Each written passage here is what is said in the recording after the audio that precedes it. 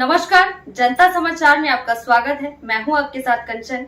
आइए चलते हैं खबर की ओर। राजधानी भोपाल में हजारों लोग नकली और मिलावटी दूध पी रहे हैं। ये धीमा सफेद जहर राजगढ़ जिले से आ रहा था। ये खुलासा हाल ही में राजगढ़ के खैरासी गांव में संचालित नकली दूध फैक्ट्री के भंडाफोड़ के बाद हुआ। 23 वर्षीय हेमराज विश्वकर्मा ने बायोकेमिस्ट्री से बीएससी किया है। कोरोना के पहले तक वह आर्मी में जाना चाहता था, लेकिन भर्ती रैली में रिजेक्ट हो गया। फिर अपने घर में डेयरी खोली और नकली दूध बनाने लगा। वह 6 महीने से दूध कलेक्शन कर रहा था। 300 लीटर में 100 लीटर नकली दूध बनाता था। उसने केमिकल से नकली दूध बनाने का तरीका यूट्यूब से सीखा था। शुरुआत में 9 दिन हेमराज को सफलता नहीं मिली। वो दूध बनाता तो फट जाता था। 10वें दिन उसके मंसूबे पूरे हुए। 1 लीटर नकली दूध बनाने से उसे 10 रुपए का खर्चा आता, जिसे मार्केट में 54 रुपए लीटर में बेचता था। खैरासी गांव निवासी हेमराज फिलहाल भोपाल जेल में बंद है। उसके खिलाफ राजगढ़ पुलिस प्रशासन ने रासुका की कार्रवाई की है। हेमराज के बड़े भाई रामेश्वर के मुताबिक उसके यहां से रोज 300 लीटर दूध की सप्लाई राजगढ़ स्थित सुंदर प्लांट पर होती थी। इस प्लांट से दूध को पैक कर राजगढ़ सहित भोपाल के घरों तक पहुंचाया जाता था। प्लांट वाले भी इस नकली और मिलावटी दूध को नहीं पकड़ पाए। प्लांट के कर्मियों ने बताया कि इस प्लांट से सुबह शाम 5000 लीटर दूध राजगढ़ और भोपाल सप्लाई होता है। जाहिर है ये दूध यहाँ से कंटेनर में मिलकर पूरे दूध को जहरीला बना देता था। विवाह सम्मेलन में दूल्हे की जमकर धुनाई। जबलपुर में दूल्हा और दुल्हन को दोस्ती फेसबुक से हुई थी, जिसके बाद दोनों विवाह सम्मेलन में शामिल होने पहुंचे। वहीं जब दोनों बात कर रहे थे, इसी दौरान सम्मेलन में आए लोगों की नजर दूल्हे पर पड़ी, जिसके बाद परिजनों ने दूल्हे के सम्मेलन में ही जमकर धुनाई कर दी।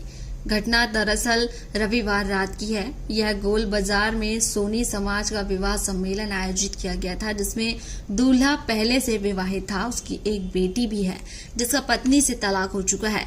दूल्हे ने सम्मेलन में आए दुल्हन को झूठा झांसा देकर अपने जाल में फंसाया, जिसके बाद स्थानीय लोग और परिजनों ने दूल्हे को दुल्हन से बात करके पहचान लिया और दूल्हे की जमकर धुनाई कर दी।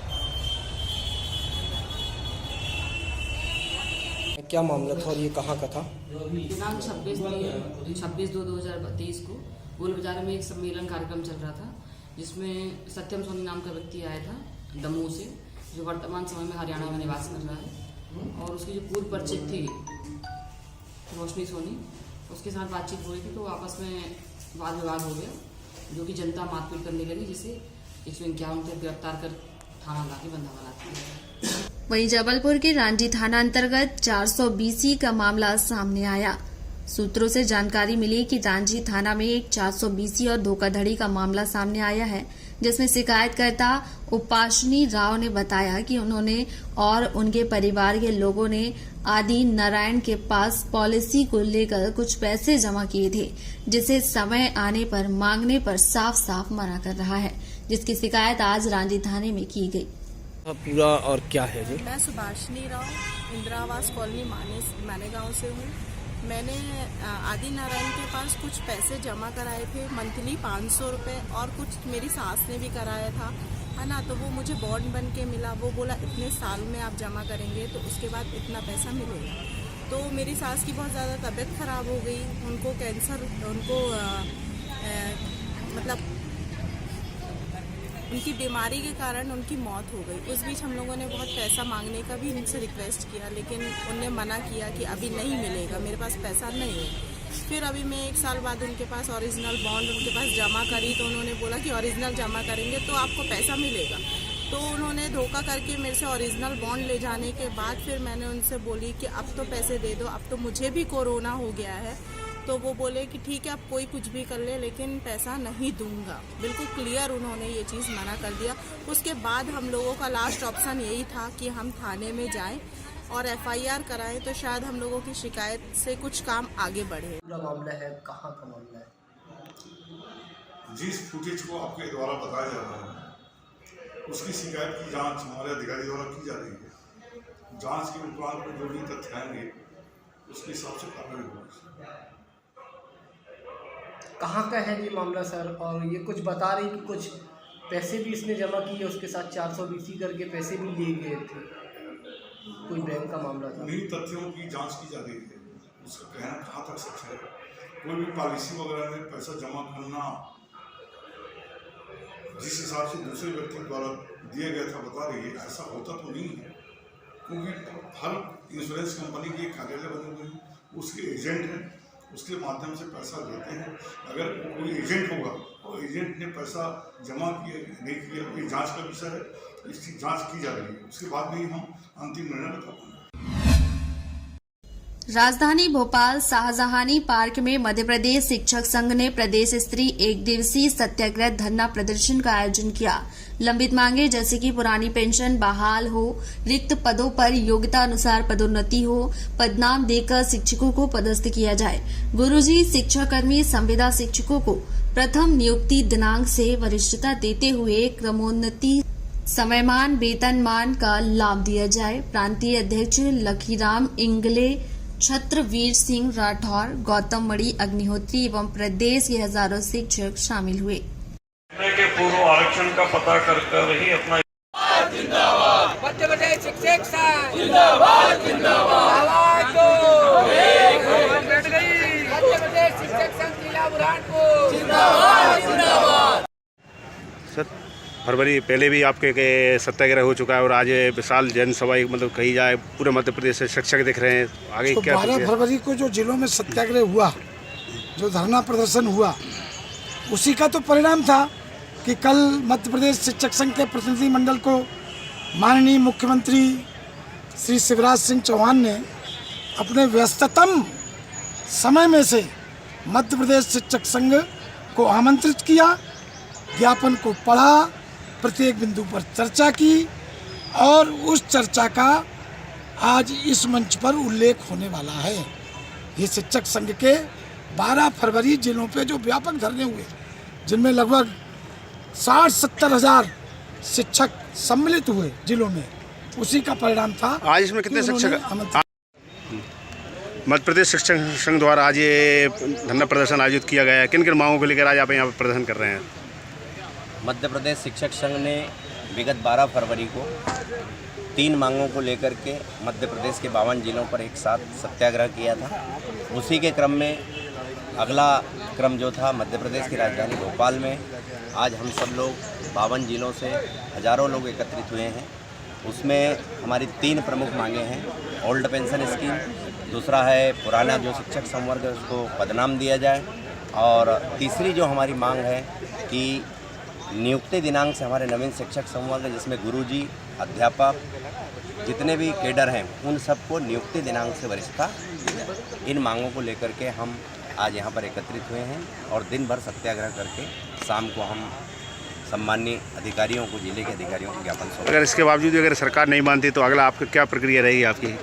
यदि सरकार इस पर भी नहीं चेतती है तो अगला हम उग्र आंदोलन करेंगे, जो पूरे जो भोपाल, राजधानी भोपाल में बड़ा एक आंदोलन पुनः करेंगे जो अनवरत होगा। 3 दिन में जला 300 टन प्लास्टिक, धुआं इतना कि सांस लेना भी हुआ मुश्किल। आदमपुर छावनी में शुक्रवार को लगी आग रविवार दोपहर तक बुझ पाई, लेकिन अभी भी वहां धुआं उठ रहा है, इसलिए फायर ब्रिगेड वहां तैनात है। शुक्रवार दोपहर को 10 दमकलें लगातार पानी डालने का काम कर रही है। एक गाड़ी दिन में 10-10 राउंड लगा रही है। अजनाल डैम पर मोटर लगाकर फायर ब्रिगेड के टैंक भरे जा रहे हैं। 3 दिनों में यहां कम से कम 300 टन प्लास्टिक जल गया। प्लास्टिक कचरे में लगी इस आग से कार्बन मोनोऑक्साइड, कार्बन डाइऑक्साइड के साथ बिना जला कार्बन और डाइऑक्साइड गैस निकल रही है। डाइऑक्साइड तो कैंसर की वजह बनती है, अन्य गैस भी स्वास्थ्य के लिए हानिकारक है। नगर निगम कमिश्नर बीएस चौधरी कोलसानी स्वीकार कर चुके हैं कि आग लापरवाही से लगी है, लेकिन इस आग के कारण आदमपुर छावनी के ग्रामीण परेशान हैं। शाम होते ही धुआं आसमान में छा जाता है और इसके साथ ही शुरू होता है खांसी का सिलसिला। यहाँ के रहवासी जीतू ठाकुर ने कहा कि खास तौर से बुजुर्गों को, बच्चों को परेशानी हो रही है। शाम होते ही खांस कर उनका बुरा हाल हो जाता है। सरपंच प्रतिनिधि प्रशांत ठाकुर ने कहा कि यहाँ बार बार आग लग रही है, आग शुक्रवार को लगना बताई जा रही है, लेकिन यहाँ धुआं सोमवार से उठ रहा था। यानी आग पहले से लगी हुई थी, लेकिन इस रोकने की बजाय बढ़ने दिया गया। इस अन्य ग्रामीण ने कहा कि खंती के पास ही हमारे खेत हैं, यहाँ धुआं फसल भी खराब कर रहा है। मध्य प्रदेश सरकार में स्वास्थ्य मंत्री डॉक्टर प्रभुराम चौधरी को अजीब स्थिति का करना पड़ा सामना। मंच पर भाषण देते समय एक युवक ने उन्हें टोक दिया, उनसे कहा मुद्दे की बात कीजिए, यह सुनने के लिए हम यहाँ नहीं आए हैं। यही नहीं, भाषण देते समय मौजूद लोगों ने भी शोर मचा दिया और फिर भी मंत्री भाषण देते रहे। भोपाल के भेल दशहरा मैदान पर मध्य प्रदेश अनुसूचित जाति जनजाति अधिकारी कर्मचारी संघ का महाधिवेशन आयोजित किया गया। कार्यक्रम में शामिल होने लोक स्वास्थ्य एवं परिवार कल्याण मंत्री डॉक्टर प्रभुराम चौधरी व जल संसाधन मंत्री तुलसी राम सिलावट भी पहुंचे थे। इसके अलावा प्रांत अध्यक्ष JN कंसोटिया, अजाक्स के प्रदेश महासचिव SL सूर्यवंशी और संत बालयोगी उमेश नाथ महाराज भी मौजूद रहे। डॉक्टर प्रभुराम चौधरी के संबोधन की बारी आई तो वे सरकार की उपलब्धियां गिनाने लगे। उन्होंने कहा कि सरकार ने 1 लाख नौकरियां दी है। मंच पर स्वास्थ्य मंत्री भाषण देते रहे, इधर जनता भी शोर मचाने लगी। इसी बीच एक युवक मंच पर आया, बोला मुद्दे की बात कीजिए, हमें भी पता है कि बीजेपी सरकार क्या कर रही है, हम इसलिए यहाँ नहीं आए हैं।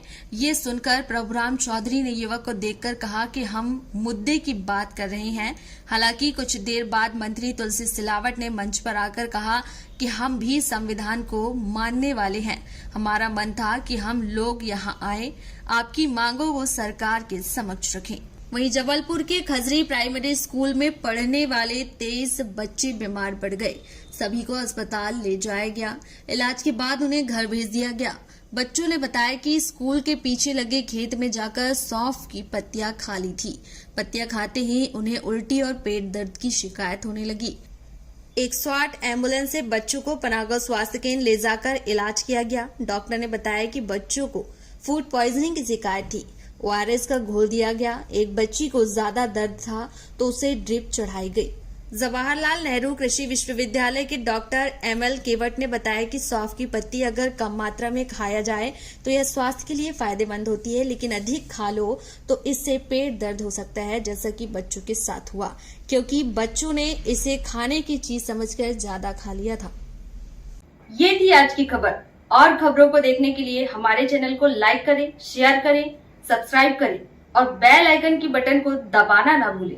आप देख रहे हैं जनता के लिए, जनता की आवाज, जनता समाचार। अन्य खबरों के लिए हमारा चैनल सब्सक्राइब करें।